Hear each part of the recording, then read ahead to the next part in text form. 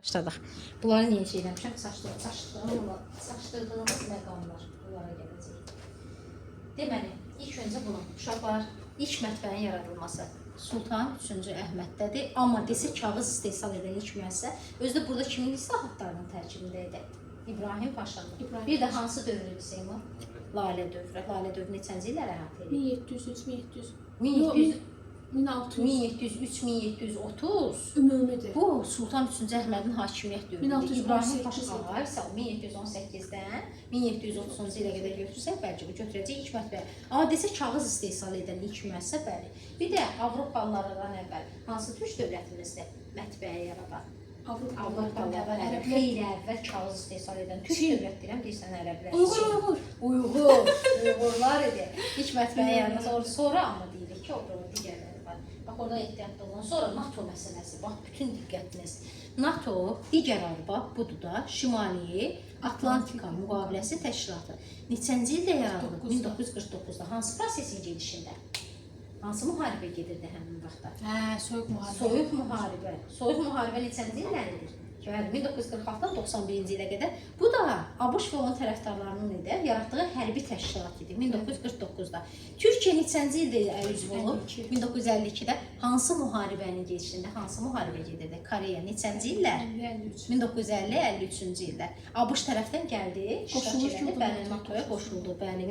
Sonra kim idi? Hansı dövrdə deyirdik ki, Fransa üzvlüyünü saxlayır, amma onun hərbi təşkilatlarından uzaqlaşır. Fransada Şarl de Gaulle deyil, Fransanın bəli, hökumət yoxsa Respublika deyil, Respublika dövründə. Sonra Azərbaycan məsələsini illərin sırası ilə yadda saxlayın. Niyə? Heydər Əliyevin dövrünə düşmə var, düşməmək var. Baxın, ilk öncə NATO-nun birbaşa üzv ifadəsini götürmürsünüz. Əməkdaşlıq Şurasına üzv 1992-də düşür. Heydər Əliyev 93-də Heydər Əliyev bu düşmür, 92-ci illədir.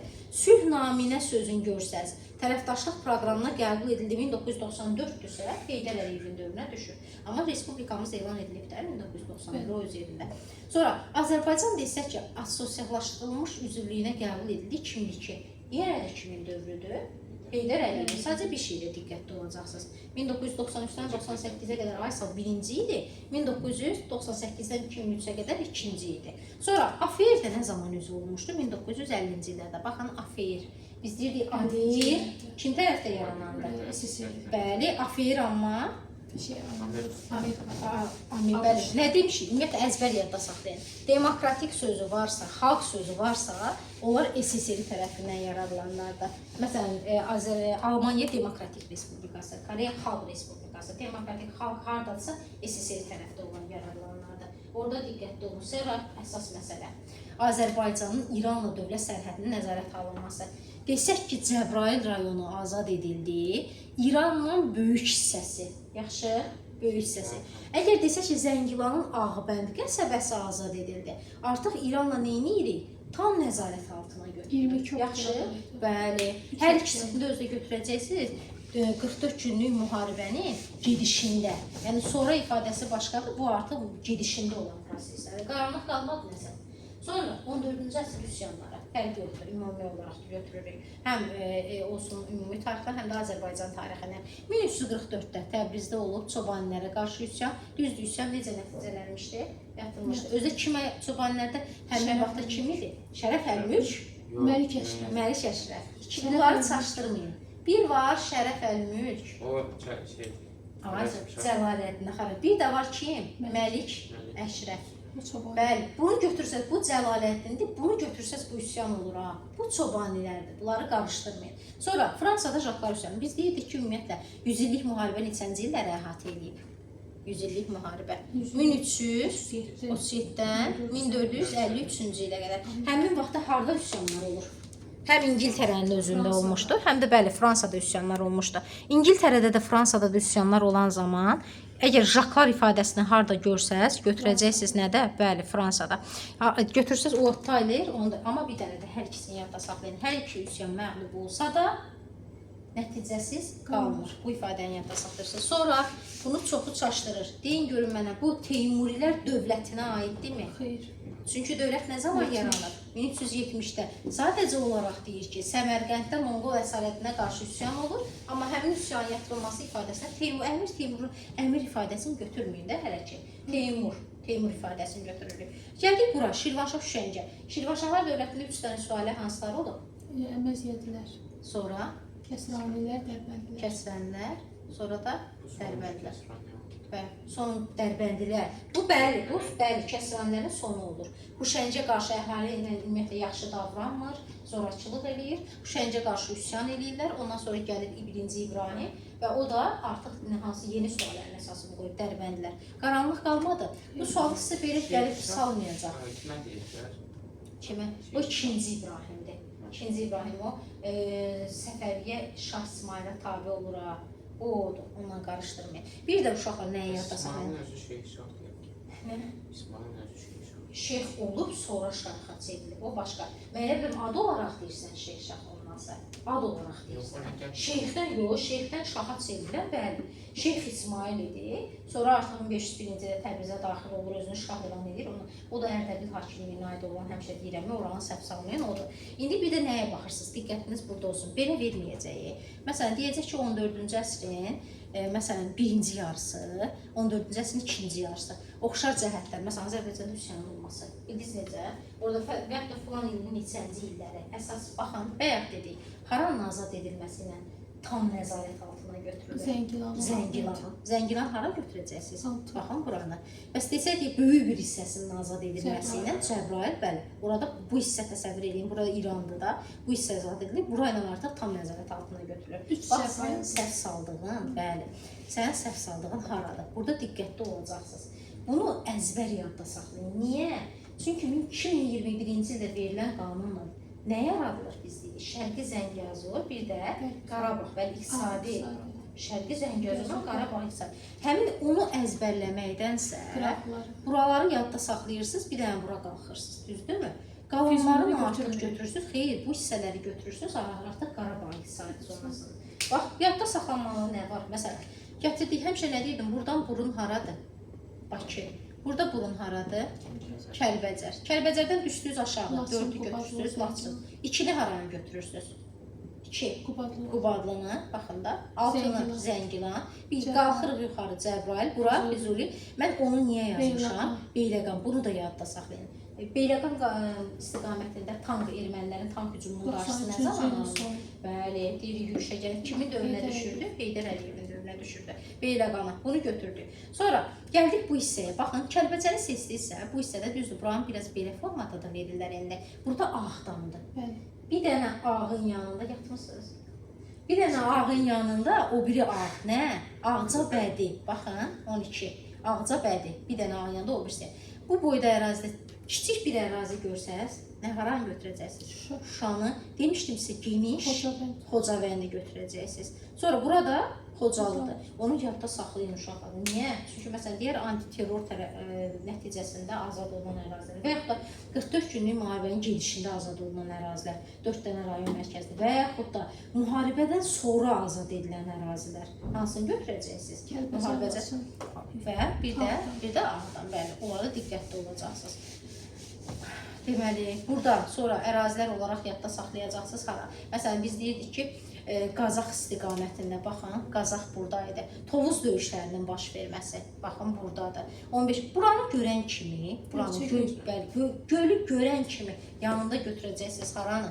Gədəbəyi, yadınıza saxlayın. Bəli, 15 bu dəqiqə, bəli, bax, buranı gördüm yanında, bu hissədə Gədəbəyi götürəcəksiniz. Sonra 14 ərazisini, baxın, uşaqlar, daş kəsən, yadda saxlayın buranı da, Kəlbəcərdən yuxarıdır. Bura haradır? 20, bəli, Gəncə. Buranın yuxarısında. Kəlbəcərin, bax, müasir xəritə ilə, belə deyim də, əvvəlki xəritənin arasında fərqi hiss eləməlisiniz uşaqlar. Götürüb, məsələn, Şəkini kiçik bir ərazi olaraq verir. Şəkinin bilgisayar var. Bilgisayar var.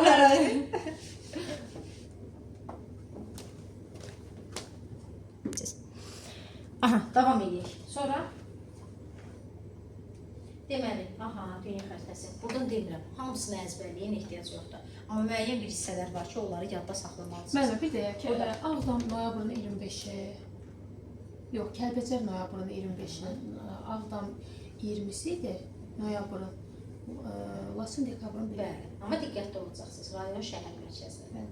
Şəhər mərkəzi ifadəsinə diqqətli olun. Rayon ifadəsinə diqqətli olun. Gəldik bura. Burada Şəhər buna ehtiyac yoxdur. antiterror, antiterror. Sonra 2 yox, antiterror.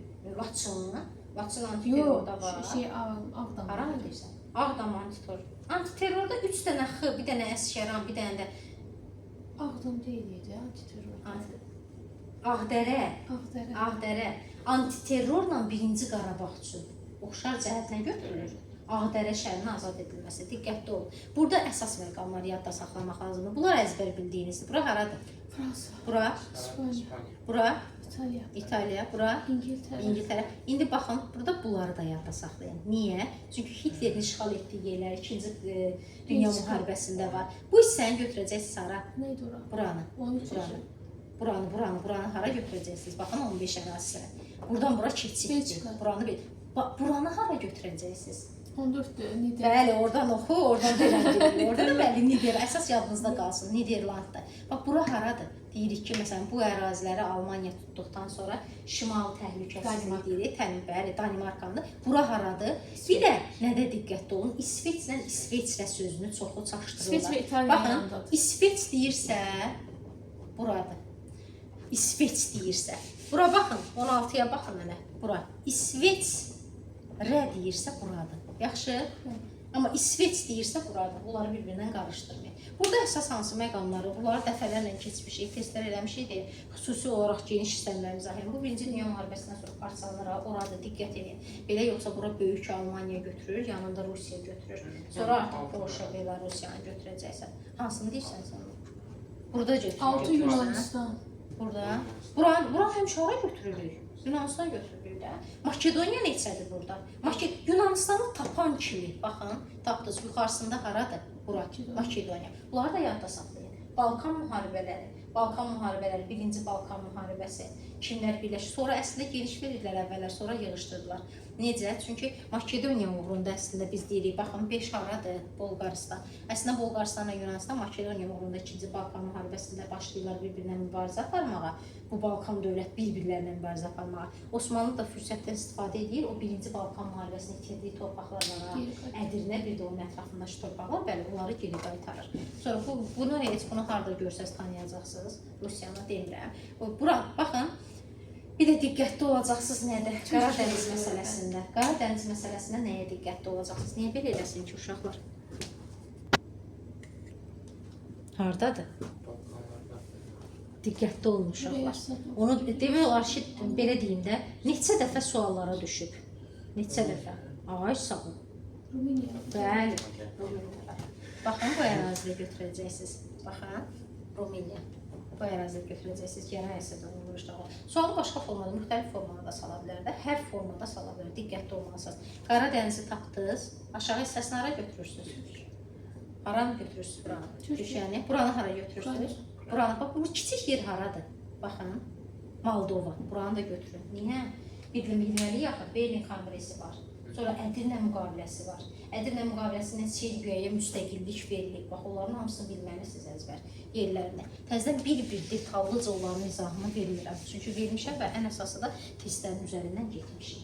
Testlərindən bilirik onları. Sonra gəldik bu məsələ. Bunları da bilməlisiniz uşaqlar. Sırayla haradır? Mərkəzi Asiya, bəli, bunları da bilməlisiniz. Asiya daha doğrusu baxın. Bəli, 11, 10 Azərbaycan necə? 11 Azərbaycan götürürük. Bəli, 9-u hara? Azərbaycan, hamısını götürməli. 9 burada götürəcəksiniz Ermənistan, onu götürəcəksiniz hara? Bəli, Gürcüstan götürəcəksiniz. Bax, buranı tapan kimi 2 hara olacaq? Azərbaycana tapdı. 2 İran götürəcəksiniz. Bax, İranı tapdınızsa uşaqlar, bura hara olacaq? Baxın, İraq. Biz deyirik Ərəb İraqı, Bağdadda daxil olmaqla həmişə həmin ərazidə götürəcəksiniz. İndi Xəzər dənizi məsələsinə. Xəzər dənizini haradır Türkiyə? Türkmenistan.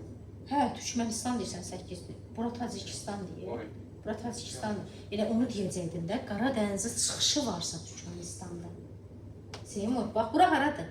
Qara dəniz, düzdür? Qara dənizdir, Qara dənizlə... Elə o çaşdırır da, Xəzər dənizi, deyirəm uşaqlar niyə dayanıqlar. Bura götürəcəksiniz Xəzər dənizi. Xəzər dənizindən çıxışı olanlar hansı götürürsünüz? Türkmenistan. Türkmenistanı götürəcək. Qazaxıstan haradır burada? 3. Burada Qazaxıstan haradır? Sonra çıxışı bu dövlət hansıdır? Rusiya. Rusiya bu böyük. Buranı deyirəm. Burada Rusiyadır. Qaradəniz. Sonra buradan da çıxış varmı? Var. Varmı? Qaradəniz çıxışı olanlarla yadda saxlayırsınız. Yenə getdik. 3 haradır? Qazaxıstan. Qazaxıstan. Sonra 4 haradır? Türkmenistan. Türkmenistan. 2 haradır? İran. İran. İran. Buranı yazmamışam. Buradan Rusiyadır. Çıxışı olanlar bunları götürəcəksiniz. İndi gəldik baxın çıxışı olmayanlarda. 3 haradır dedik, 4 haradır dedik. 3 Qazaxıstan, Qazaxıstan. 4'ü də Türkmenistan. Onların arasında yerləşən ərazini götürəcəksiniz bəli Özbəkistana. Sonra gəldik hara? Bax Özbəkistan. Bax kiçik ərazi haradır həmişə? Buranı Tacikistan götürəcəksiniz ki, bəli. Altını bəli, altını Qırğızistan. Ümumiyyətlə Qırğızistanı qı ilə yadda saxlayın da uşaqlar. Baxın qı haradır bura? 3 hara götürdünüz Qazaxıstan. Qazaxıstanın bu hissəsində kiçik ərazi o da qı hərfi iləndir. Qırğızistan yadda saxlayın. Bunları da bura ilə yadda saxlayın. Bura hara idi? Bax bura haradır? Hindistan.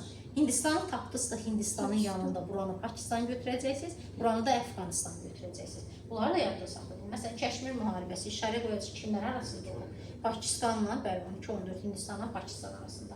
Diqqətli olacaqsınız onlarda. Sonra Azərbaycan, Əfqanistanı da yadda saxlayın. Biz bilirik ki, SSR-i də, ABŞ da qoşun yeridir bura. Necə? Kəşmirin ayrıca bir dənə əmiri var imiş. İndiki də görürsən. Aha, bu məsələdir. Burada da diqqətli olun uşaqlar. Baxın, verə bilər bunu, deyər ki, həmin dövrə aid olanları müəyyən edin. Bildiniz necə? Biz bilirik axı, quberniya 1846-cı ildə 4 dənə hansı şeylər yarandı quberniyalar? Tiflis, Kutays, Şamaxı. Aha, Tiflis, Kutays, Şamaxı, bir də Dərbənd yaradılmışlar. Bax, Dərbənd quberniya, bu hissələr yaradılıbsa, bu dövrdən artıq bilirsən ki, hansı dövrdən söhbət gedir. Bir də İrəvan quberniyası özü nə zaman idi? 1849. 1849-cu ildə yaradılmışdır. Bax, onu fərqləndirəcəksiniz. Sonra, bax, məsələn, Tiflis quberniyası ilə Kutaysdir. Şimali Azərbaycana aiddirmi?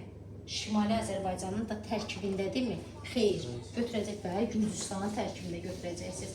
Əsərlərə diqqət edin. Bir də hamısını, məsələn, baxın uşaqlar, Şamaxı qəzası, Bakı qəzası, Şuşa qəzası, hamısı hansı quberniyanın tərkibində? Ümumi Şamaxı quberniyasının tərkibindədir. Quba hansı quberniyanın tərkibindədir? Dərbəndidir. İrəvan quberniyasının tərkibinə baxın, həm də nə daxildir İrəvandan başqa Naxçıvan.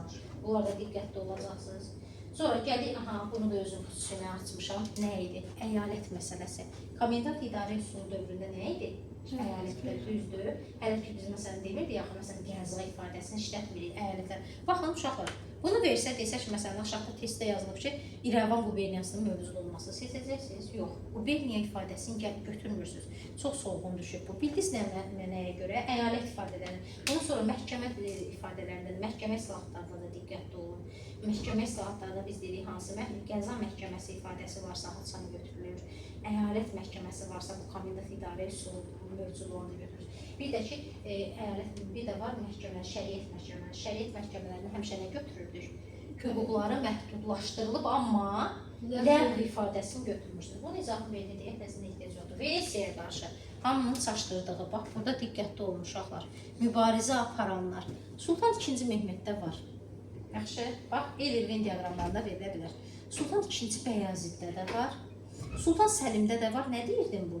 Ümumi tarixdə yoxdur deyə çoxu çaşdırır. Amma deyir ki, Şah İsmaillə mübarizəyə başlamamışdan qabaq Macarıstanla Venesiyanı sülh bağlayır. Deməli, müharibə gedirmiş lazımda, mübarizə gedirmiş lazımda. Bəyazidlər Venesiya ilə müharibə aparırsa. Aha. Bizimkilər bu Venesiya ilə əlaqə saxlayır, sonunda bizlə niyə dostluq eləyib? Necə şey? Sultan bəy ikinci Bəyazid. Həm İsmaillə dostluq eləyib. Yox, bax deyim niyə? Çünki Ağboyunlu Uzun Həsən Venesiyada hərbi ittifaq bağlayır, istəyir odlu silah əldə eləsin. Alınmır 2. Mehmet Venesiyanı özünə tərəf. Amma Yaqub Padşah nə edib Osmanlılarla? Bəli, oğlun atadan fərqli cəhəti o idi ki, o dostluqla. Ağboyunlu Uzun Həsən müharibə aparır, amma 2. Bəyazid nə eləmişdi? 2. Bəyazid Yaqub Padşahla yaxınlaşmışdı. 2. Mehmet nə etmişdi? Şah İsmail'la ikinci dövlət yaradan zaman tanıyır. Onsuz ölən gedəndən sonra artıq biz deyirdik ki, Sultan Səlim kim gəlir hakimiyyətə? Sultan Səlimin dövründə 2. Bəyazid Şah İsmail'la dostluq əlaqələri saxlayır. Öləndən sonra atasının siyasətini dəyişmiş Sultan Səlim. Bəli, müharibə var. Məsələn, Bəyazidin nəyə görə deyirsən dostluq münasibət aparır? Bəyazidin adı nə idi? Vəli. Yumuşaq xarakterdə, yadına düşür. Bunun adı nə idi? Cavuz. Gələn kimi. Bu ümumiyyətlə dostluq. İkinci Bəyazid Venisiya Avropa dövləti mübarizə aparır. Türk qardaşları ilə dostluq. İkinci Bəyazidi götürürdük kimlə? Yaqub Padşah, bir də bəli, Şah İsmayıl dövlət yaradan zaman ondan. Amma bu artıq hakimiyyətə gələndə biz deyirdik ki, saldıran döyüşü kimin arasında idi?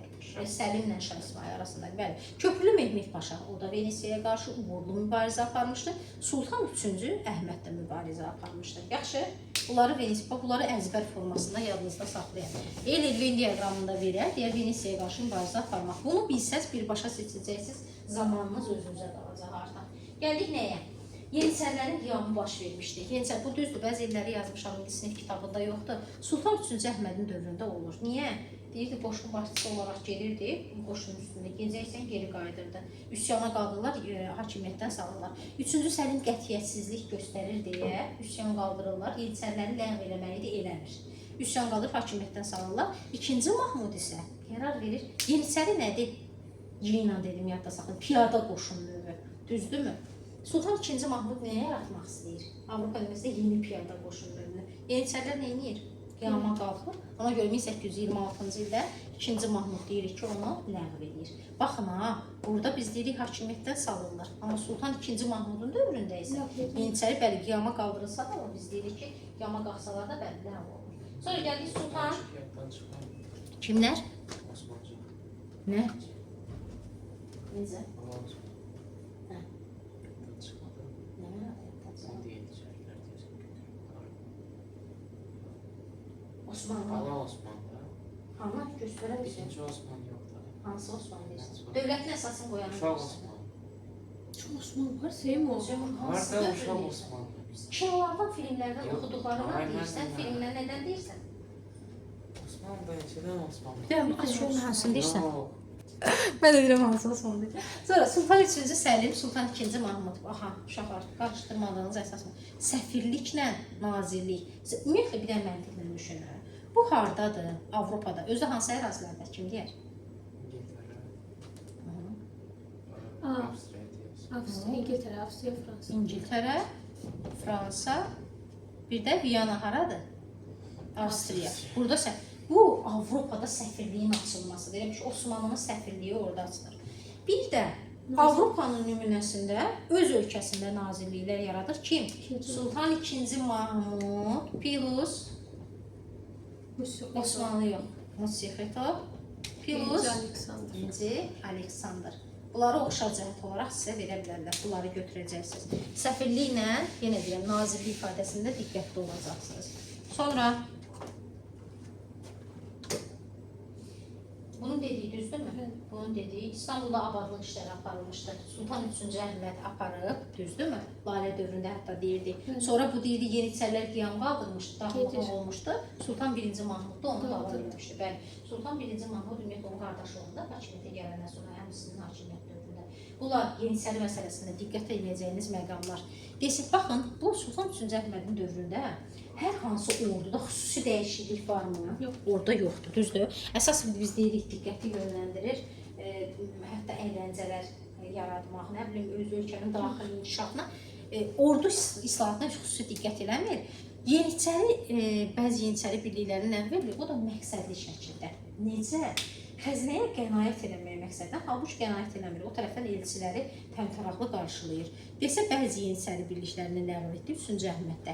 Yeniçəriləri ləğv etməkdə bayaq dedik, kim idi qətiyyətsizlik göstərdi? 3-cü Səlim, amma artıq 1826-cı ildə Yeniçəriləri biz deyirik tamamilə ləğv etdi ifadəsini götürəcəksiniz artıq 2-ci Mahmudun dövründə. Bunu dedik, abadlıq işləri dedik, qumbaraçılar ocağı. Bu yeni məktəbimi və yaxud da orduda islahatların keçilməsi, bax, bunları oxşar cəhət götürəcəksiniz. Qumbaraçılar ocağından təşkil edilməsini. Sonra uşaqlar diqqət yetirən. Çünki Səfəvərdədir, var kimlərdə onun döyüşləri var axı. Bir də var Ağqoyunu. Məsələn, Qoylu-Hisar, Ağqoyunu, Bəylinatı, dövlət yaranır 1461-də. Diqqətim burada deyil. 1461-də Qoylu-Hisar, 68-də dövlət yaranır. Orada diqqətli olacaqsınız. Bu da bəyliyin. Baxın, Qaraqoyunlu özü dövlətlə neçənci illər mövcud olub? 1410-1468. Götürmüşdüm bunu Qaraqoyunlu 15-ci əsrdə sübut. 1468-də axı, bu necə olur 15, 16-da götürmüşdün süqutu, 15-ci əsrdə süqutu. Bağdad döyüşü 1394, Qaraqoyunlu bəylə kimlər arasında olub? Teymurlarla, Qara Yusufla. Kim məğlub, kim qalib gəlib? Teymurlar Teymurlar qalib gəlib, gedib kimə sığınmışlar? Birinci Bəyazda sığınmışlar, iştirak eləyin. Araz çayı sahilində döyüş kimlər arasında olub? 1406-cı ildə bu da Qaraqoyunlu Teymurlarla arasında. Yenə kim qalib gəlib burada? Burada isə Qaraqoyunlular. Sərdurudda kim qalib gəlib? Yenə özü Sərdurudda qalib gəldikdən sonra bəli, cənubundan artıq vurulur. Əsəd döyüşündə amma artıq kim idi? Kim idi Əsəd döyüşündə? Cəlalilər. Müttəfiq idilər bir-birlərinə. Bəli, Azərbaycandan çay hakimiyyətinə son qoyulur. Əslində müttəfiq idilər. Sonra aralarında olan biz deyirik ki, münasibət pozulduqdan sonra bir-birlərindən başlayırlar artıq mübarizəyə. Ondan sonra da Cəlalilər. Cəlalilər əslində özü yaranıb 1340-da. Bəli. Azərbaycanın cənubuna hakimiyyətin yayıb 1359. 59-da Təbrizlə, şimalına yayıb 67-də Şamaxıya son qoyulub hakimiyyətinə 1410-cu ildə. Bunları dəfələrlə testlərdə çıxıb qarşınıza deyə bunların üstündə çox da qalmayacaq. Sonra gəldik nəyə? Cocuq Mərcanlı 100 dəfə demişəm. Bu da 101-incisi olsun. Cocuq Mərcanlı azad edilib 1993-94-cü il qış əməliyyatları kimin dövründə? Heydər Əliyevin 1993-94-cü ildə. Amma Cocuq Mərcanlıda yaşamaq mümkün deyildi, ermənilərdə idi. 2016-cı ildə isə biz deyirdik ki, müəyyən ərazilər azad edildikdən sonra təhlükəsizliyi təminat altına alındı. Testlərdə siz söz oyunu oynanılan zaman bunlarda da mütləq diqqətli olacaqsınız. Sonra gəldik, əsas məsələ, çoxunun qarşılıq yaratdığı məsələ. Hansı dövrdə, hansı dövlət nəyə görə birinci yerdədir, nəyə görə isə ikinci yerdədir. Baxın, 20-ci əsrin əvvəli ifadəsini verirsə, sənaye məhsulu istehsalına görə Avropada birinci yer deyirsə, hara götürəcəksiniz? Almanya. Sənaye istehsalının həcminə görə dünyada birinci yer deyirsə, sənaye istehsalının həcmi ABŞ-dır. Bir də həmişə nə deyirəm sizə, qitə olaraq diqqətli olun. Avropa sözü ilə hara? Dünya. Dünya deyilsə, ABŞ varsa ABŞ götürəcəksiniz hər hansı bir şeydə. Avropa deyirsə, artıq Avropa yönəlir. Kapital ixracına görə dünyada birinci yerə 20-ci əsrin əvvəllərində İngiltərədir. Kapital ixracına görə 20-ci əsrin ikinci yarısında İngiltərəni ötüb keçir kim? ABŞ, İngiltərə keçir neçənci yerə? İkinci yerə. Çaşqınlıq yaranmaz ki, 20-ci əsrin əvvəllərində kapital ixracına görə İngiltərədir. Biz deyirik, sonra artıq 20-ci əsrin ikinci yarısında ABŞ onu ötür keçir. 20-ci əsrin artıq ikinci yarısında İngiltərə olur ikinci yerdə. Kapital ixracına görə bu birinci yerdə olanda ikinci yerdə kim idi? Fransa. Amma 20-ci əsrin əvvəlləri. Mütləq atmamışam, ataram bunu. Sonra əhalinin sayına görə dünyada birinci yerdə kimdir? Çindir. Əhalinin sayına görə burada bir dənə şeydə diqqət edin. 20-ci əsrin ikinci yarısı ifadəsidir. Amma artıq 21-ci əsrdə əhalinin sayına görə dünyada birinci yerdə biz deyəcəyik ki, Hindistandır. Bəli. Sonra Qərbi Avropada ərazisinə görə üçüncü, əhalisinin sayına görə birinci ölkə Qərbi Avropada, Almaniyadır, diqqətli olun. Bir də müsəlman ifadəsi var. Müsəlman əhalisinin sayına görə dünyada birinci yerdə İndoneziyadır, müsəlman əhalisinin sayına görə dünyada ikinci yerdə isə Pakistandır. Sonra nəyə gəldik? Ərazisinin böyüklüyünə görə uşaqlar xəritədə elə gözümüzün qabağındadır. Rusiyadı götürəcəksiniz. Əhalisinin sayına görə dünyanın ən böyük megapolisi isə Tokyonu götürəcəksiniz. Bir də yadınıza düşür, Çin dərsi keçəndə nə demişdik sizə? Bura baxın diqqətlə. 2007-ci ildə nə idi? Dünyanın 4 böyük iqtisadiyyata malik olan dövləti var idi. Hansı idi? Dünyada ABŞ idi, sonra ikinci yer Yaponiya, üçüncü yer Almanya, dördüncü yer isə Çin. Sonuncu ilə biraz ərazi deyil. Hindistanda məsələn texnik görürsən. Onlar çox sıx yaşayırlar deyil. Çinlər onlardan da sıx yaşayırlar. Yox, müsəlman ifadəsinə görə. Onlar hindular da axı, müsəlman əhalisini. Müsəlman da, bunu demirsən. Yox, sonuncunu deyirəm. Megapolisi, megapolisdir, megapolis. Deyil, o qədər inkişaf eləmiş görürsən sən. Getdik, müqavilələr, sazişlər, bir də konferanslar, yazmayacaq. Deməli, 714-cü ildə imzalanmışdı kimlər arasında? Özür ki, həmin vaxtda niyə bu müqavilə imzalandı? Ulusun neyləmişdi? Münasibətləri pozmuşdu Aşurlarla, düzdürmü? Evet. İkinci Sargon yürüş eləmişdi 714-cü ildə Sirdaqqa müqaviləsi. Müqavilənin şərtləri ilə nə idi? Aşurlara xərac ödəməlisən, işğal olmuş Manna ərazilərini mən də eləyəcəm, azad eləyəcəm. Şərtləri bu idi. 387. Deyin görün mənə, 387-də Roma yazmışamsa, diqqətli olun. İmperiyadır, respublikadır, yoxsa padşahlıqdır? Yaxud da Qərbi Romadır, Şərqi Romadır, nədir? İmperiyadır. İmperiya. 387. Eradan əvvəl ay sağ ol, 27-dən tutmuş. Eramızın özünün 395-nə qədər götürüldü. Hətta nə demişdik? Amid döyüşü, İzrail döyüşü. İmperiya sözü o harda görsəz oydu. Müqavilənin şərtləri nə idi? Bu əslində kimlər arasındadır? Roma ilə Sasani arasındadır. Bizə aidiyyatı Albaniya kim tərəfindən vuruşurdu? Sasani. İtirilmiş torpaqlarımızın hamısını biz deyirdik ki, geriyə qaytarılır. Bəli, Dizirabda məğlub olmuşdu axı. 629-da artıq uşaqlar Romanın hansı hissəsidir? Şərqi Roma. Yəni nə? Bizans. Bax, diqqətli olun. Niyə? Çünki baxın, 395-də artıq biz dediyimiz bölünür iki hissəyə imperiya. Nə? Şərqi Roma, Qərbi Roma. Demək, Qərbi Roma nə zaman idi? Qərbi Roma 295-dən 398-ə qədər. Heç bir ayrət yox. 395, 476. 476, geri 395, 476-ya qədər idi. Şərqi Roma isə 1453, 395-də tutmuş 1453-cü ilə qədər. Bu müqavilənin şərtlərinin altında yenə də Albaniya qalır Sasanilərin hakimiyyəti altında. Bunu da götürdü. Sonra 644. Yadınıza nə düşür? 644-də kimin yürüyüşü olub Azərbaycana? 644-dən də əvvəl. Yox, Xəzərlər nə əlaqəsi? Biz ərəblərdə deyilik, ərəblərdən danışırıq. Ərəblər dediniz, bəli, ərəblərlə mübarizə, ərəblər əslində gəlir bundan əvvəl. 639-da Sasani ərazisindən biz dedik, düzdürmü, keçib, gəlir Azərbaycana. Azərbaycanın şimalının mərzbanı kimidir? Burada yoxdur, müqavilə adı yoxdursa yoxdur, şərtləridir, Yox, bəli. mən o insanların adları şərtdir. Yox, var. Çox belə Bax, uyum var, 644-cü ildə, bir yox, bəli, 644-də biz dedik mərzbanlığa bölünür də, şimal-cənub mərzbanlığa. Cənub mərzbanı kim idi? İsfəndiyar idi. Biz deyirdik ki, şimal mərzbanı, şimal sərhədləri Şəhriyar idi. 640-cı illəri belə də yadda saxlayır. 644-cü ildə İsfəndiyarla müqavilə imzalayır. Şərtinə əsasən deyir ki, yəni daxilində olanları can vergisindən yəni azad edən düzdür. Bu müqaviləni imzalayır, çıxıb gedəndən sonra bunlar nə edir? Üsyana qalxır. Həmişə deyirəm, testi görsəz, xəlifələr dövrü, 3 dənə sualə hansıdır tez-tez deyin. 632. Yox, sualələrin adlarını deyin. Xəlifələr, Əməvilər, Abbasilər. Mən həmişə deyirəm, əzbər yadınızda saxlayın. Hər üç sualəni görən kimi götürəcəksiniz ki, qarşına üsyan baş verib. Hər üçünə qarşı üsyan baş verib. Bəs bunlar çıxıb gedəndən sonra üsyana qalxırlar. Xəlifə Osman ordu göndərir, düzdürmü? Yatılır. Kimin dövrünə düşür bu 644-cü illərdə üsyansa? 44-cü illər xəlifələr. Əməvlərdə həmişə nə deyirdik? 748-752-də həmişə hansı üsyan var? Həm Diri Əməvi, həm Abbasilərə. Beyləqanda müsafir, düzdürmü? O boyda da Xürrəmlər kimə düşür? O da Abbasilərin dövründə. Axı deyirik, Xürrəmlər 778-də. Xürrəmlər 778-də başlayan şey necə düşsün? O sən dediyin müsafir, bəli, həm Əməvi, həm. Bu 778-isə 750-dən də axı.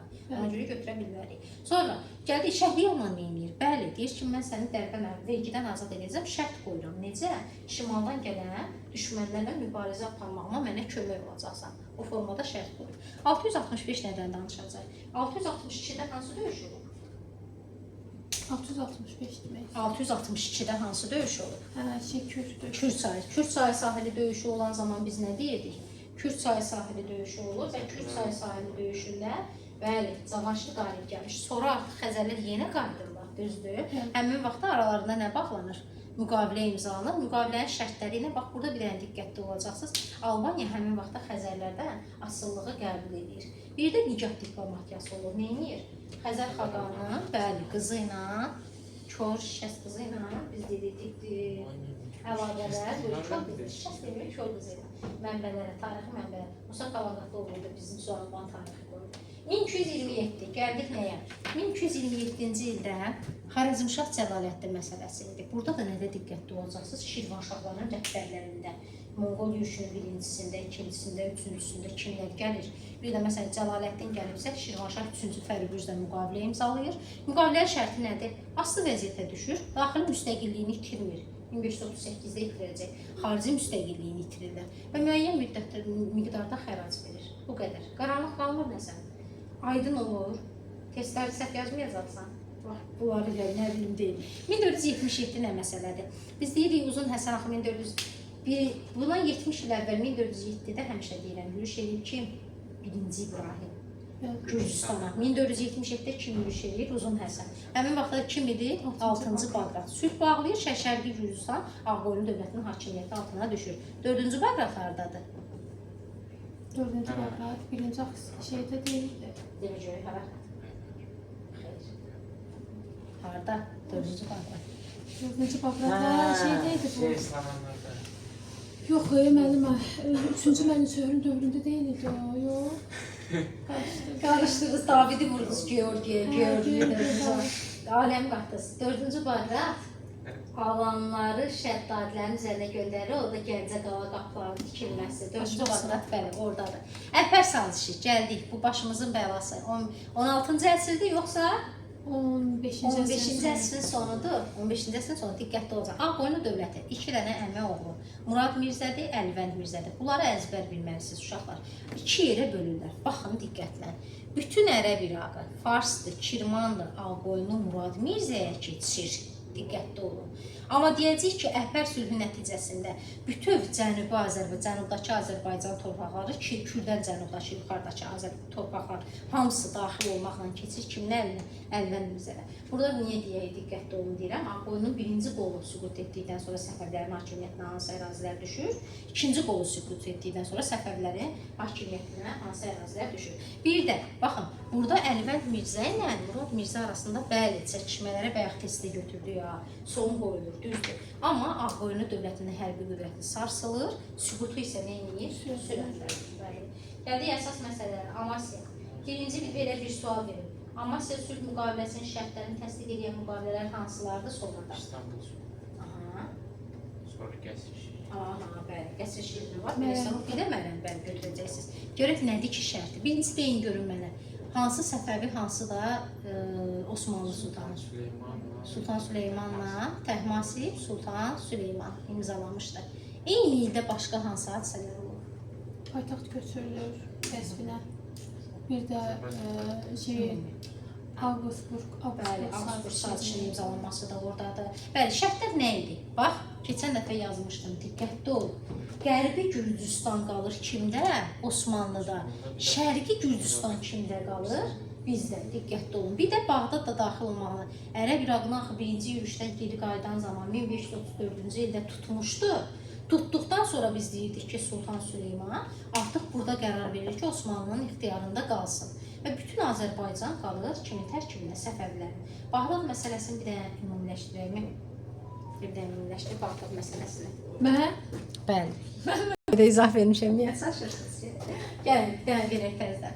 Deməli, amma 1500, baxın, 16-cı əsrin, bəli, ilk 10 illiyində. Biz deyirdik ki, Ərəb İraqı, bəli, daxil olanda 1668, 1678-ci illərdə tabi olur kimdə? Ərəb İraqı kimin əlində idi? 1-ci Şah İsmail əlində idi. Diqqətli olduq nəyə? Gəlir kim? Sultan Süleymanın neçənci yürüşü? İlk yürüşü. 1500 neçə? 34. Geriyə qaydanda nə edir? Ərəb İraqını tutdu. Ərəb İraqı getdi kimə? Osmanlıya. Sonra biz deyirik torpaqlarımızın azad edilməsi prosesinə kim aparır? Şah Abbas. Nə zaman deyəcək ki, Şah Abbas yürüş edir? 1622, 1623-cü illərdə azad edilir. Nə zaman azad edilir? Artıq Ərəb İraqı keçir kimin əlinə? Artıq Səfəvilərin. Amma biz deyəcəyik axı, sonra 1629-cu ildə Şah Abbas ölür, kim gəlir? Səfi. Şah Səfi gəldikdən sonra, artıq Şah Səfi hakimiyyəti gəldisə, nə baş verir? Gedir, torpağa gedir və 1638-də Bağdadı kim tutur? Osmanlılar tutur, bildiniz necə? Osmanlılar da tutduqdan sonra artıq 1638-də tutuldu Bağdad, 1639-da hansı müqavilə imzalanır? Qəsr Şirin. Qəsr Şirinlə də kimdə qalır Bağdad? Osmanlılarda. Aydın oldu mu?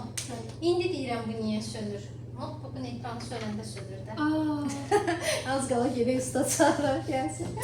Notebook'un ekranı söyləndə o da sürür. Aha, gəldik nəyə? İstanbul sürgünə. Səfərlərin ilk ən ağır şərtli müqaviləsi hansı idi? İstanbul'da. Niyə? Çünki görün ərazilər nə qədər az ərazilər qalır bizdə. Baxın. Bəli, cənub, baxın. Bu ərazi. Uşaqlar, baxın, Təbrizi belə itiririkmi? İtiririk. Amma hara itirilmir? Səfərlərin dini mərkəzi olan Ərdəbil itirilmir. Amma Təbriz itirilir. Bəli, ən ağır şərtli idi. Niyə? Baxın, Şərqi Gürcüstandır. Osmanlı İmperiyası. Bayaqlar Amasiyada nə idi Şərqi Gürcüstan? Bizdə idi, düzdürmü? Qərbi verilmişdi. Şərqi Gürcüstan təsəvvür edin, qalır Osmanlıda. Bizim ərazilər bunlardır. Gələcəkdə də bunlardan ibarət bəylərbəyliyi kim yaradır? Bunlardan ibarət olan bəylərbəyliyi. Aha, nazik. Bunlardan ibarət bəylərbəyliyi kim yaradır? Şah Abbas. Şah Abbas Azərbaycan bəylərbəyliyi. Sən dediyin Nadir də yaradır. O, Səfəvilərin dövründən qalan 4 bəylərbəyliyi ləğv edir. Təbriz olan bəylərbəyliyi yaradır. Bəli, onu qarışdırmır. Özdə bu bəylərbəyliyin mərkəzi Ərdəbil. Təbriz harda verilsə bilin ki, səhvdir. Gəldik nəyə? İkinci sərab. Ehtiyac yoxdur geniş. Biz deyirik axı 1603-dən başlayır artıq torpaqları azad etməyə. Həmin vaxt Osmanlılarla müqavilə imzalanır, Osmanlılar məğlub olur. Amasya sülhünün şərtləri bərpa olunur. Bir də bax belə deyim də Şərqi Gürcüstanda Şərqi Anadolunun Səfəvi dövlətinə mənsub olmasını rəsmən tanıyır. Bu ifadələri harda görsəz bilin ki, 2-ci İstanbuldan söhbət gedir. Gəldik Mərən gətirişliyinə sizə bayaqdan da dediyimizdə yenə də uşaqlar deyir ki, 2-ci İstanbulun digər adını dedikdə nə idi? Sərab, düzdürmü? Testdə hər formada verə bilər, diqqətli olacaqsınız. Amasya sülhünün şərtləri təsdiq edilir və deyir ki, Səfəvi azad etdiyi ərazilər artıq Osmanlılar tərəfindən tanınır. Qəsr Şirinə gəldik. Qəsr Şirin imzalanan zaman diqqətli olacaqsınız. Şah Abbas yoxdur. Kimdir burada hakimiyyətdə? Səfi idi. Bəli, Amasya sülhünün şərtləri bərpa olunur, o bizim bəli müsbətimizə, düzdürmü? Osmanlı Səfəvi müharibələrinə son qoyulur ta ki 18-ci əsrin birinci yarısına qədər. Bir də belə bir şərt var. Yadınıza düşür, bayaq dedik. 1635-də 4-cü Murad tutmuşdu axı. Yox, bayaq dedik 1638-də bu 4-cü Murad tutmuşdu Bağdadı. Bağdad qaldı kimdə? Ərəb-İraqı olaraq Osmanlılarda qaldı. 1635-də isə İrəvan məsələsi var. İrəvanı tutmuşdu 1635-də, 39-da qaytardı. İrəvan məsələsi də biraz genişdir. Orada da diqqətli olun. Skorset məsələsi. Orada da diqqətli olun. Osmanlılar nə zaman gəlir? Biz dedik 1583-də tutulurmu? 1583-cü ildə tutuldu, düzdür. Sonra 1604-cü ildə nə edir Şah Abbas? Onu azad edir. Sonra biz deyirik 1635-də kim tutur? Osmanlı. Sonra 1639-da nə edir? Səfəvlərə qaytarılır. Bax, bunları da bir-birindən qarışdırmayın, gətirək. Sonra gəldik 1667. Hakimiyyətdə kimdir? Bəli, Süleyman. Süleyman dövründə də biz deyirik, ümumiyyətlə Ruslarla əlaqələr yaradılır. O sözsüz, öz yerində. Masalanın onu ekrana tez-tez baxmamışıq, şey eləməsin. 1667-ci ildə qərar verilir nə? Sultan, biz nə deyirdik, yadınıza düşür, Böyük İpək yolu öz əhəmiyyətli itirdiyinə görə Səfəvlər artıq nə edir? Rusiya ilə ticarət əlaqələrini önəmsiyir. Həmin vaxtda da Şah Süleymanla 1667-ci ildə müqavilə imzalanır. Bax, müqavilənin bu cümləsini yadda saxlayın. Səfəvilərin Qızılbaş ipəyini bəli Rusiya Xəzər-Volqa yolu ilə Qərbi Avropaya, Rusiyaya daşımaq hüququnu alır. Bir də deyirdim həmişə, nəyə yadda saxlayın uşaqlar? Rus tacirlərinə nə? İmtiyazlar verilməsi. Bu ifadəyə yenə də rast gələcəyik. Məsələn, baxın, Rus tacirlərinin mənafeyinə olmuyor. Amma burada hakimiyyətdə kim idi? Burada Süleyman. Burada kimdir 1717-də? Bəli, burada isə Hüseyndir. Hökmdar olaraq da verə bilər, oxşar cəhət olaraq götürün. Bəli. Burada baxırsan var. Əsr olaraq da verə bilər, oxşar cəhət olaraq götürün. Bax, mən indi tamamilə dayandırıb deyəcəm ki, məsələn, filan ildə baş verən yaxşı şərtlərin hamısı mənə əzbər deyil. Gəldik əsas çaşdığım məqamlar, Peterburq müqaviləsi. Birinci deyin görün mənə, kimin dövrüdür? 1723. Kimin dövrüdür? 1723 ikinci Təhmasib. Bəli, ikinci Təhmasib. 1722-də Hüseyin Axırçı Əsbaqlaşdı İsfahanı, bəli, sonra 1722-dən 32-də ikinci Təhmasibdir. Müqavilə kimlər arasında imzalar? Səfəvlərlə Rusiya. Amma bir şey var idi. İkinci Təhmasibin xəbəri olmadan onun biz deyirik elçisi var da, İsmail. O imzalayır. Sonra ikinci Təhmasib onu təsdiq etmir. Bəli. Şərtləri nə idi? Deyir Xəzəryanı bölgələr. Təsəvvür eləyin, həmin vaxtda da yadınıza salın 1722-23-də kim yürüş edirdi Azərbaycana? Pyotrun yürüşləri nəticəsində də biz demirik, ərazilərimiz itirilir. Ərazilər itirildikdən sonra həmin əraziləri rəsmi olaraq deyir ki, yəni keçir Rusiyanın bu İsmail, yəni zorla onun müqavilə bağlamağa məcbur edilər. Dərbətdir, Bakıdır, Gilandır, Astrabaddır, Xəzər dənizi sahilinə Seymur yadda saxlayan nəyi yuxarıdan aşağıya xəritəni yada həmin ərazilər deyir Rusiyaya keçəcək. Bir də deyir ki, mən də kömək edəcəm Əfqanlara qarşı mübarizə. Əfqan adını da demişdik 2 yer. 1707, 1709, 1722. Harda? 709-da. Biri İsfahan'da, biri Bəli, burada da İsfahan. Deyirdi ki, tutmuşdular. Bax, diqqətli olun orada. Gəldik hansı müqavilənin şərtlərinə? İstanbul müqaviləsi. İstanbul müqaviləsini diqqətli olacaqsınız. Bu 3-cü İstanbul müqaviləsi deyil. Niyə? Çünki qarşı tərəflər dəyişdi. Bəli, 1-ci İstanbul, 2-ci İstanbul Səfəvi Osmanlı arasındadır. Bu sadəcə deyirik 1724-cü ildir. 1724-də İstanbul müqaviləsi. Azərbaycan qalır qıraqda 2 dənə hansı biz deyirik, bir də mənə sualıma cavab verin görün. Bayaq dedik, Rusiya necə olur Azərbaycanla rəqabətə qoşan hansı bəhanə ilə? Hacı Davudun bəhanəsi. Bəli, Şirvanda hansı ki biz deyirik ki, Rus tacirlərinin öldürülməsini bəhanə eləyir, gəlir. Həmin vaxtda Osmanlı istənir Rusiyanın güclənməsini sözsüz. Bir də bir şey var. Rusiyada müharibədən təzə çıxmışdı. Hansı müharibə? 1700-dən 1721-ə qədər davam edir. İsveçlə olan Bəli, şimal müharibə və Niştatdan bitən. Baxın, indi Rusiya və Osmanlı qərara gəlir, müqavilə imzalayırlar. Sülhün şərtlərinə görə Rusiya Peterburq müqaviləsinin şərtlərinin təsdiq edilməsinə nail olur. Bu nə deməkdir? Həmin bayaq dediyi Xəzəryanı sahildə torpaqlar. Hamısı qalır artıq kimə? Rusiyaya, düzdürmü? Amma Xəzər sahilə. Qalan Azərbaycanın bütün torpaqları kimdə qalır? Osmanlıda. Öz aralarında bölürlər. Bir də Hacı Dağlının üsyanı baş vermişdi. Tam detalına qədər girmirəm də. Yadınıza düşür, Rusiya müraciət edir. Rusiyanın xeyrinə uyğun deyil. Amma gedir 3-cü Əhmədin yanına. 1724-də kim idi bu müqaviləyi imzalayan da 3-cü Əhməddə. 3-cü Əhməd onu Şirvan xanı olaraq təsdiq edir. Bəli. Hətta deyir ki, Osmanlı, amma bir şey var. Onu vermir. Aha. Buralarda qaranlıq qalmaq nəsə. Artıq deyirik ki, Şirvan xanı özü diqqətli olacaqsınız. Ümumiyyətlə demədik 1700-dən 1730-cu ilə qədər 3-cü Əhmədin dövrüdür. 3-cü Əhməd bitdi. Bayaq dedik ya, Bağdad müqaviləsi. Bağdad müqaviləsi düşürmü 3-cü Əhmədə? Bağdad? Bəli. Düşürmü? 1733. Bağdad müqaviləsi düşmür. 1733-də artıq Əhməd gedir, onun qardaşı demək ki, gəlir Mahmud. Mahmud gəldiyinə görə çox sağ düşmür. Artıq onun dövrünü götürüləcəksə. Yəni, bir qəribə sual. Bizdə Ü hərfi var. Bizim hərfimizdə. Ya da Ə. Bunlar hardan gəlir? Yəni, elə deyək də, Latın qrafikasından gəldir. Bəs dəyişiklik olmuyor da. Necə Ruslanın şeyində erməni, bəs şeydə İngilizcədə Sinanın yaşıl olur. Sinanın yaşıl olur. Yəni ortaya elə bir sual açırsan ki, ortaya Sinan şığınlığı olur.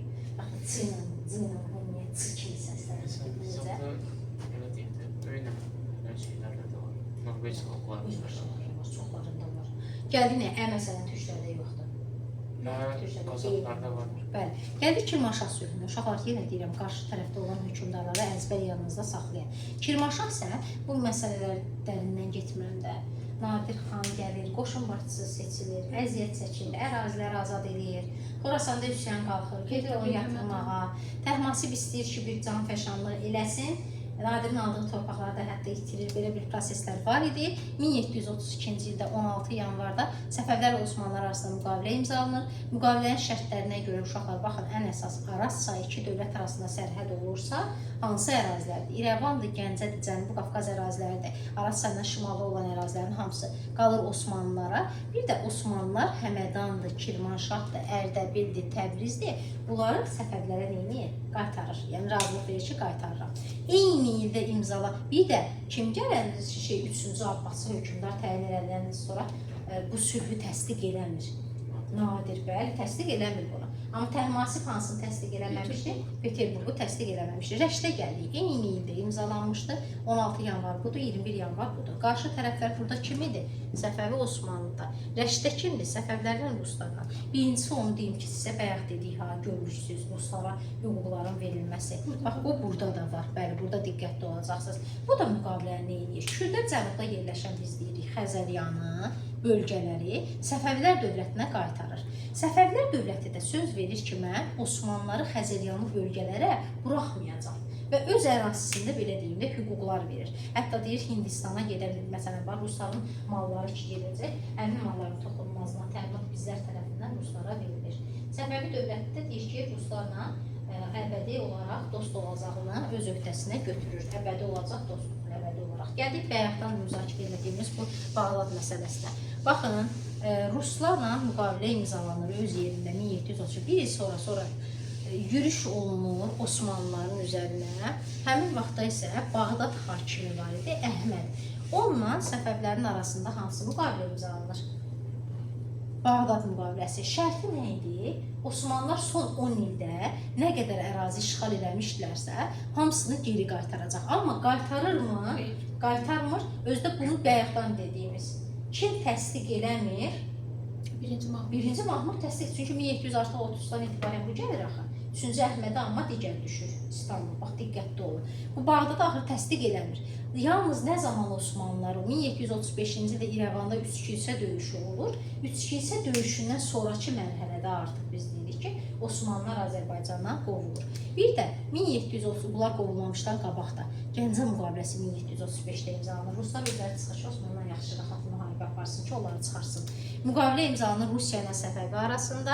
Terekdən cənubda olan Xəzəryanı vilayətləri tamamilə Ruslar tərk edir və burada əvvəlki inzibati quruluş bərpa edilir. Bir də bayaq da deyirik, Rus tacirlərinə görmüşsüz ticarət. İndi bu ifadələri görmüşsüz ticarət ifadələrini harada eşitdik? Deyin bir. 1667. Sonra? 1717. Sonra? 1732. Aha, sonra? 1720. Bəli, 1735-ci ildə ora demərik.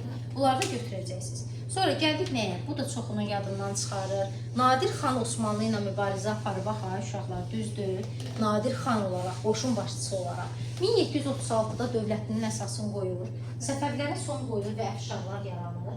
Əfşarlar yaranan zaman, bax, sən bunu qarışdırırdı. Həmin vaxtda Nadir Şahı Osmanlı ilə də müharibəsi gedirdi. Hətta deyirik ki, İran körfəzində, Xəzər dənizində hərbi donanma yaratmaq istəyirdi. Xəzərdə olması niyə alınmır? Osmanlılarla müharibə olduğuna görə. Onlar arasında nə zaman sülh müqaviləsi imzalanır? 1743. Yenə də düşür kimin dövrünə? 1-ci Mahmudun dövrünə. Amma burada şah ifadəsinə diqqət yetirin. Yaxşı, şahnamə. Gəldik xanlıqlar dövründə belə bir müqavilə var 1769-cu ildə. Müqavilə yadınıza düşür. Biz deyirdik ki, hansı ərazini Quba ilə Şəki öz arasında bölürlər? Şamaxı. Bütün diqqət. Bax, bu, Şəkili xan, Seyxana, Qubalı Fətəli xan arasında müqavilə edir. Müqavilənin şərtlərində nə idi? Deyirdi ki, bax, burada bundan əvvəlki prosesləri yadınıza salaq. Şamaxı ilə əslində Quba arasında prosesdən öncə Şamaxı-Quba mübarizəsi başlayır. Sonra bunların arasında biz deyirdik ki, yürüş edir, Quba artıq Şamaxı müktəviyyələr arasında birləşdirir. Ondan sonra artıq aralarında müqavilə imzalanır. Deyir, Fətəli xana lazım gəldikdə sən kömək edəcəksən. Bir də Şamaxı xanlığının daxili işlərinə qətiyyən deyir ki, yəni qarışmayacaqsan. Bir də bunları götürəcəksiniz. Sonra gəldik 1800, bax bu şərtdə düşmüşdür, deyirdi hansı rəqəmlə verilmiş, hansı səhvdir, Georgievs müqaviləsi. Georgievs müqaviləsini imzalayıb kimlər? Quba ilə, bəli, Quba ilə Lənkəran. Amma bir şeydə diqqətli olacaqsınız da. Burada şərtlərinə diqqət yetirin. Deyir ki, bu müqaviləni imzalayan Qacarlar hücum etdiyin hallarda ona qarşı birgə çıxmağı öhdəsinə götürürdü. Rusun niyyəti o deyildi ki, Azərbaycana kömək eləsin. Torpaqlarımızı işğal etmək üçün o faktiki dövründə addımlardan biri də o idi. Biri yadınıza düşür 1801-də ilk olaraq nə ilə başlamışdıq? Manifest vermişdi, Aleksandr, oradan başlamışdı. Sonra Cənubi Qafqazda deyir ki, Rus tacirlərinin təhlükəsizliyini, Xəzər dənizində gəmiçiliyin inkişaf etdirilməsi, sonra Quba ilə Lənkəran xanları, Dağıstanın feodal hakimləri də öhdəliyinə götürür, himayəsinə deyir, qəbul oluna bilərdilər. Bir də deyir ki, güya ki, Rusiya bu xanlıqların müstəqilliyinə toxunmayacaqdır, amma müəyyən müddət, bildiniz necə? Yəni, onların müdafiəsinə kömək edəcək. Yenə deyirəm, bax, bu cümləni harada görsəz, əsas bu cümlədir, baxın. Rusiya üçün Xəzər sahili bölgələrinin işğalına hesablanmış taktiki addım hansı idi? Gergiev müqaviləsi idi. Gəldik anda öhdəlik. Anda öhdəlik kimlə? Ruslar arasında imzalanmışdı. Bəli, Azərbaycan cəmaatı ilə imzalanmışdı. Sonra şərtin pozulları yenidən yürüş edirlər cara, həmindir. Onu da əzbər yadınızda saxlayın. Bəzən kürəkçayla hətta oxşar cəhətlərdə verirlər. Baxın, nə zaman imzalanır hər ikisi, həm anda öhdəlik, həm kürəkçay. 19-cu əsrin verə bilərlər ilk rübündə, verə bilərlər birinci yarısında, verə bilərlər ilk 10 illiyində, hər ikisi, düzdürmü? 1803-də imzalanmışdı. Azərbaycanın daxili muxtariyyəti saxlanılır, toxunmur. Çarlar da deyir ki, Rusiyanın xəzinəsinə ipəklə xərac verəcək, bir də girov göndərəcəklər. Amma Rus qoşununu gətirir, yerləşdirir. Harada? Azərbaycanda. Onlar da zamanla artıq yerli əhalinin hüquqlarını tapdalayırlar. Kürəkçay müqaviləsi 1805-də. Bu hissəyə hamınız diqqət edirsiniz nəyə? Şəhərlər arasında imzalanır. Qarabağla Şəki, Qarabağ. Əgər desək ki, Kürəkçay müqaviləsinin şərtinə bənzər müqavilə, o Şamaxıdır. Yəni Şamaxı Kürəkçay deyil, diqqətli olacaqsınız. Müqavilə 11 maddədən ibarət edir. Şərtləri nə idi? Deyir, Qarabağ xanlığı və onun varisləri, xanlığın bütün əhalisi Rusiyanın təbəliyinə qəbul olunur. Xanın daxili işlərinə yəni qarışılmayacaq, xarici müstəqilliyindən məhrum olunur, orada diqqətli olun. Xarici siyasət hüququ artıq keçir buna. Deyir, xan, bax, burada necə biz dedik, ipəklə xərac. Burada da 8000 çervon xərac verməyə öhdəsinə, xəracı hər ikisinə götürəcəksiniz. Bir də burada baxın, burada qoşun yerləşdirilir. Ruslar Şuşada Rus qarnizonunun saxlanmasına icazə verirlər. Bildiniz necə? 1805-ci ildə 14 mayda imzalanıbsa, 1-ci Qarabağlandır. İbrahim Xəlil xan sonra Səlim xanı da aparır, onunla da imzalanır. O da nə vaxtdır? 21 maydadır. Qaranlıq qalmadı şeycinə. Gəldik hansı məsələyə? Bax, Kürəkçay yenə deyirəm ha, Şamaxı ilə Şamaxı müəyyən qədər müqavimət göstərir. Amma sonra görür ki, müqavimət göstərmək mənasızdır. Müqavimətin mənasızlığını gördükdən sonra artıq biz deyirik ki, bəli, müqavilə imzalayır. Bu da 1805-ci ilin dekabrında artıq tabeliyini bildirirlər. Aha, Gülüstan sülhüdür. Gülüstan sülhünün şərtlərinə Gülüstandır, Türkmənçaydır, heç bir şey eləmədəz, yəni əzbər, başqa yolumuz yoxdur. 1804-1813-cü illərdə getmirmi müharibə? Müharibədən sonra nə ilə sonlanır? Gülüstanla. 1813, ikinci 10 illik. Yaxşı? 1810-a qədər axı birinci 10 illik idi, artıq ikinci 10 illik idi. Qacarlar tərəfindən Mirzə Əbdülhəsən idi, Rusiya tərəfindən isə Rıtışev idi. İmzalanıb bir də danışıqlarda təbii ki, kim iştirak edəcək? Rusiyanın güclənməsini istəməyən ingilislər, bəli. Müqavilə imzalandı. Gəlin müqavilənin birbaşa keçək şərtlərinə görə şərtləri nə idi? Müqavilənin şərtlərini yenə deyirəm, əzbər, su kimi yadınızda saxlayın. Başqa yolumuz yoxdur, Gülüstanın. Gedək, 20-ci əsrə keçməmiş dayandıracam, çünki baxıram ki, çökmüsünüz. Müqavilənin şərtləri nə idi? Deməli, baxın uşaqlar, 2 dənə ərazidə, bax elə bir ki, İrəvandır, Naxçıvandır. Bundan bax, bunlar qalır Qacarların tərkibində. Digər ərazilər hamısı verilir kimlərə? Artıq Ruslara qalır. Xəzər dənizində hərbi donanma saxlamaq hüququ kimə verilir? Yalnız Ruslara. Bir də Qacarın ərazisində Rus tacirlərinə daxili gömrük rüsumları ödəməkdən azad edilirlər. Yəni, onların xeyrinə də, bildiniz necə, müsbətinə də onların, Rusların. Bir də, məsələn, bu hissələri uşaqları oxumuram, mətin kimi, yəni, bir sözlə bir dənə mahiyyəti olur ki, gömrük ödəməkdən azad olurlar, onların yəni xeyrinə idi. Bir də, bax, bura qədər elə oranı oxuyacaqsınız. Bir də nəyə yadda saxlayın, Gülüstan müqaviləsinə əsasən şərtlərindən, tərəflərindən kimlər olmuşdur. Baxın, bu tərəfdən kim idi? İlinə həmişə 1813 kim dövrünə düşür? Rusiya. Oradan Fətəli Şahdısa, burada Aleksandr. 1801-dən 25-ə qədər. Amma artıq Türkmənçayda dəyişəcək. 25-dən sonraki dövrdür, bəli, Nikolay. Bu günlük bu qədər dərsdir, çökmüsünüz. Çökmüsünüz. Yenə 4-cü gündə biraz da bir xeylisini izahını eləyərəm. Müqavilələri gəlin bir də çıxardım.